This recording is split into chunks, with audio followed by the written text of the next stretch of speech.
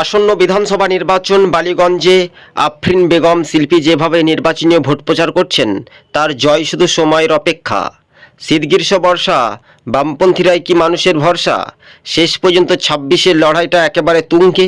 তৃণমূলের দুর্নীতির বিরুদ্ধে এবার বামপন্থীদের ময়দানে সরাসরি লড়াইয়ের ইঙ্গিত, ভোটারদেরকে ভোট দেওয়ার জন্য আহ্বান। বাড়ি বাড়ি ভোট প্রচার শুরু করলেন সিপিআইএমের এই তরুণ তুর্কিরা। শীত গ্রীষ্ম বর্ষা, মানুষই এখন গরমের দিনেই ২৩শে এপ্রিলের দিন কিন্তু মানুষের শেষ রক্ষা হতে চলেছে শুধু সময়ের অপেক্ষা। তাই আফরিন বেগম বিপুল ভোটে জয়যুক্ত হবে এমনটাই খবরের ইঙ্গিত আমরা দেখতে পাচ্ছি। ২৬ টিভি ইউটিউব চ্যানেলটি যদি ভালো লেগে থাকে প্রথম থেকে শেষ পর্যন্ত দেখবেন। চ্যানেলে নতুন হলে অবশ্যই শেয়ার করে পাশে থাকবেন।